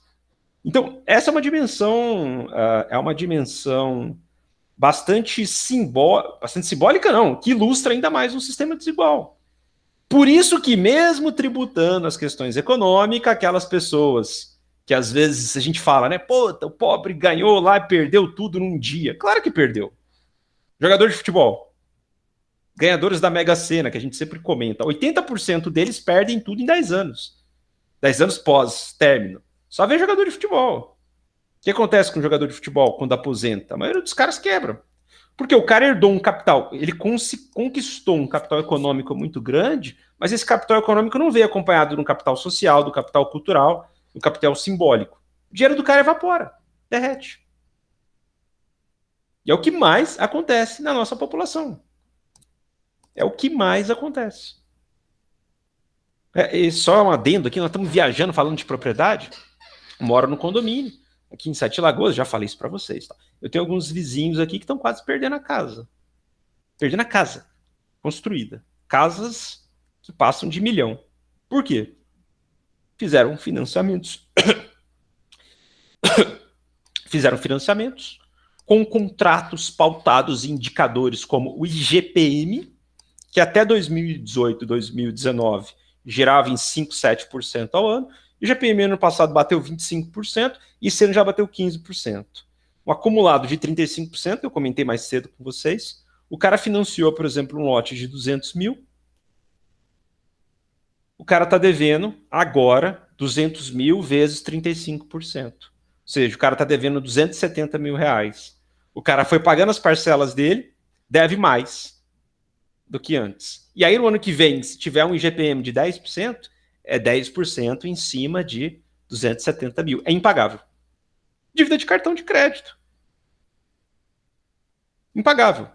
Alguns de vocês conseguem, né? Obviamente. Mas você faz uma dívida e acontece, acabou, você não paga nunca mais. Não paga. E estão perdendo casa. Estão perdendo casa aqui, uma coisa terrível. Claro, alguns vão para a justiça, né? Tem causas aí que vão dizer que as cobranças pautadas no IGPM nesses 2 anos são abusivas.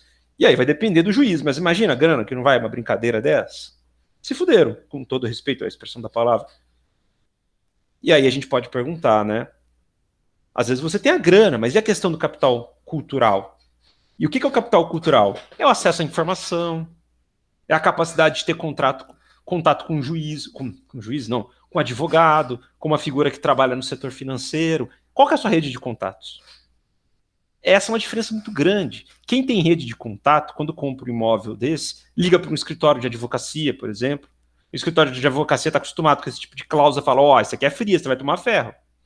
Ou tem grana, compra à vista, nem passa por isso, né, obviamente. Mas, enfim, são esses os privilégios que a gente fala a todo momento. Que estão além da questão da propriedade. Estão além. A propriedade é uma dimensão econômica apenas. Que tem um peso. Claro que tem um peso. Mas que não é crucial. Não é o único.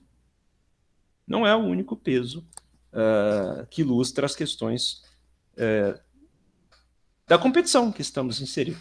Pessoal, vou pegar só uma água ali, só um minuto. Fiquem à vontade para comentários.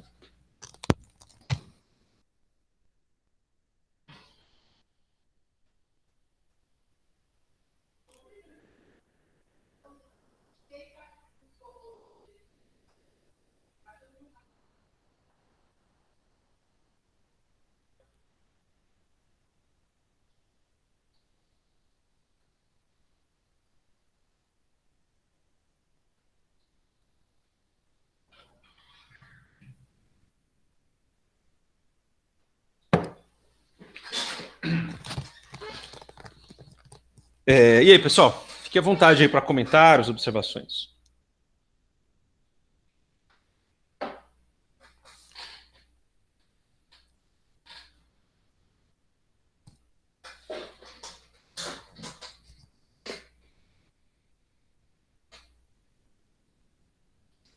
Ô Daniel, e a concessão, tipo assim, por exemplo, de terras públicas para a galera que tá, por exemplo, se ocorresse reforma agrária,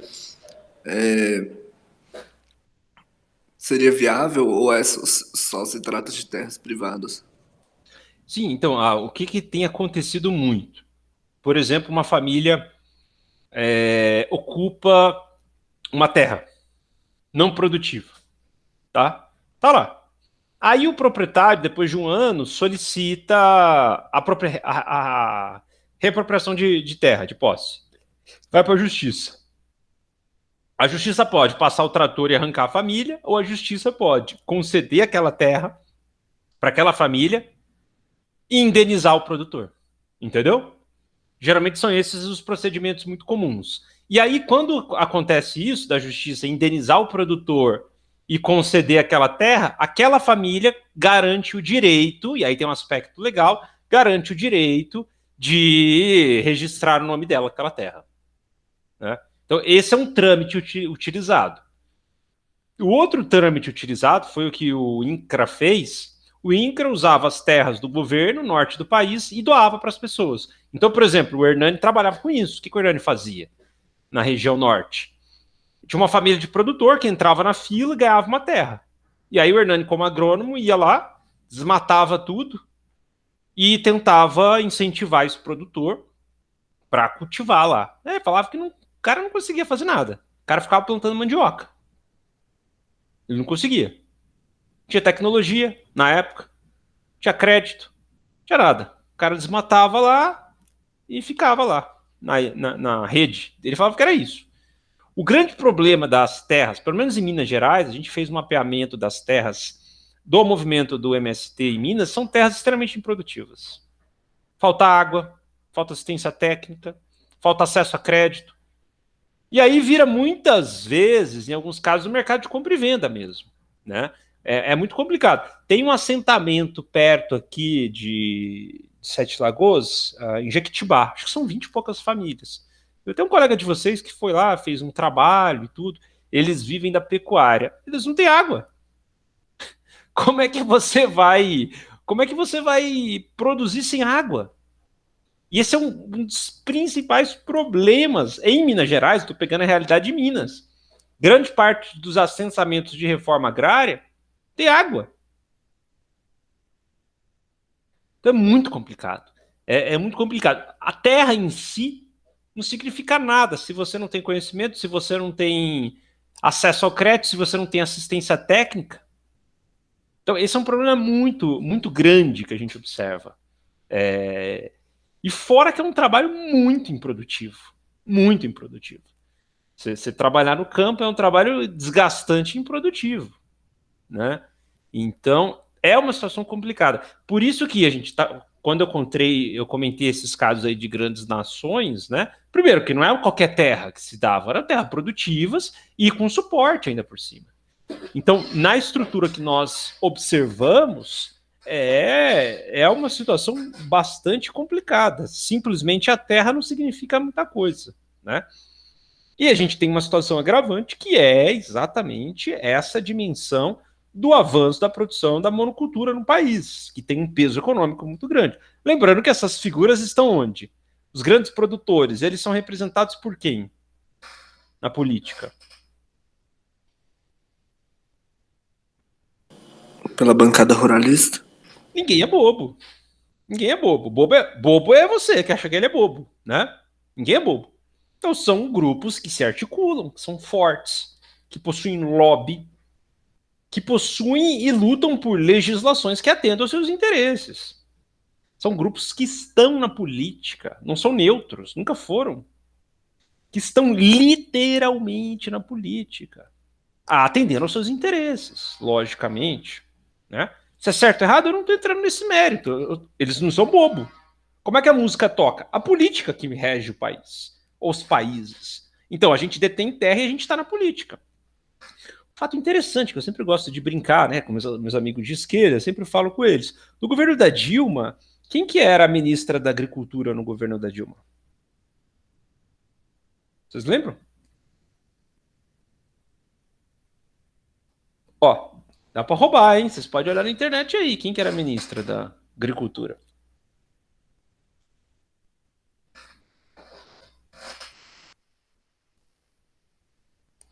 Cátia Abreu. Cátia Abreu. Qual que é a fama da Cátia Abreu? Ela atende aos interesses de pequenos produtores da agroecologia ou atende a interesse de grandes produtores latifundiários? Aqui tá falando que é Neri Geller. No primeiro. E no segundo, Cátia Abreu. Ah, tá. 2014, coloca aí. Apareceu? É isso mesmo. Ou seja, eu vou fazer o quê? Eu vou atender interesse do grande empresariado no governo da Dilma. Eu vou colocar uma figura vinculada diretamente ao agronegócio. E não é pequeno produtor, é agronegócio. Ou seja, vocês podem ficar tranquilos. Podem ficar tranquilos. O governo é para todos. Esse argumento é extremamente irrefutável. O governo é para todos. Pode ficar tranquilo, o governo é para todos. E vou colocar uma figura fundamental aqui no Ministério da Agricultura para manter os interesses aí e tal, né? Do agronegócio, da locomotiva que move o país e tudo mais, enfim. Então, assim, são grupos que se articulam, logicamente, né? Não tem ninguém ingênuo na política. E aí que entra a questão, né? Ou seja, pensar condições de reforma agrária no país, na minha opinião, é lidar hoje com uma realidade de terras improdutivas, de um modo geral. Esse é um grande desafio. Tá? Esse é um grande desafio. E num país que vive um contexto de desigualdade gigantesco. Aí vocês estão observando aí as propostas tributárias que estão ocorrendo aí no Congresso, né? A tendência é o quê? É aumentar impostos ou diminuir impostos nessas reformas tributárias? Alguém leu alguma coisa ou não? Tá em construção política, né?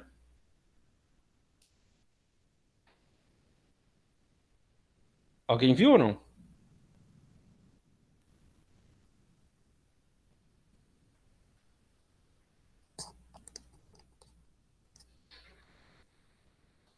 Ninguém viu nada? Não. A proposta é diminuir impostos do setor empresariado. Né? E para os pobres não vai aumentar um pouquinho a faixa de isenção de tributo. Não vão tributar grandes fortunas, não vão adotar políticas de redistribuição a partir de tributação progressiva, ou seja, quanto mais você ganha, mais você paga imposto. Não. Né? Quem ganha mais de 5 mil reais por mês paga 27,5%. Quem ganha 5 milhões paga 27,5%. Só que tem uma diferença muito grande. Quem ganha 5 milhões não é pessoa física, é pessoa jurídica. E aí tem um outro sistema de tributação. E aí que entra o ponto crucial do que nós estamos observando. Nós somos um sistema extremamente desigual, um dos países mais desiguais do mundo, porque nós temos também um sistema tributário que favorece essa desigualdade, que a gente já vem conversando aqui no curso. Quem vive de um salário mínimo paga 40% de imposto de renda.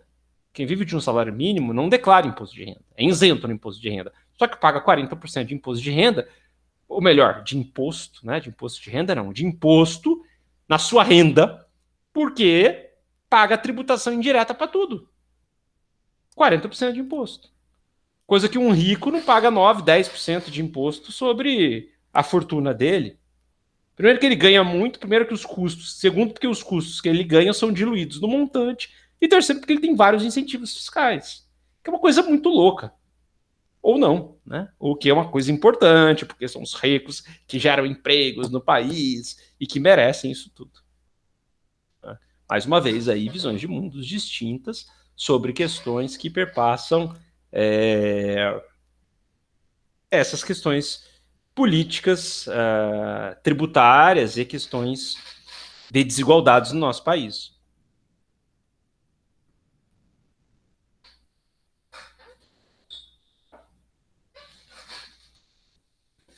Pessoal, enfim, hoje eu trouxe alguns apontamentos gerais aí, acho que é basicamente isso. Vocês fiquem aí à vontade para vou só parar a apresentação aqui, para trazer mais alguma coisa que vocês quiserem aí.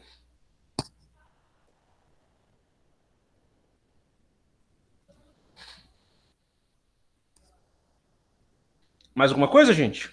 Ou beleza por hoje aí? Ficou muito tranquilo. Tranquilo, pessoal? Beleza, Daniel. Pessoal, eu programei mais esse bate-papo mesmo. Foi mais essa provocação mesmo aí, né? Então, podemos finalizar então por hoje aí? Podemos. Então, maravilha, pessoal. Então, semana que vem nos encontraremos então aí para trazer uma discussão das questões de meio ambiente aí, pode ser? Ou vocês querem trocar de tema? Quer trazer alguma outra questão semana que vem? Se quiser, só preciso que vocês me falem, porque aí eu não chamo lá ninguém da floresta. Pode ser meio ambiente. Pode ser mesmo? Pode ser. Beleza? Tá. Então a gente mantém aí semana que vem, então, o bate-papo das questões do meio ambiente. Beleza? Tranquilo. Beleza, Pessoal, boa tarde. Então, boa tarde. Vou disponibilizar para vocês aí a chamada e envio também as questões das atividades da semana passada e dessa também. Aí. Beleza? Beleza. Até mais, gente. Boa Finalizar tarde. a gravação. Falou, até mais.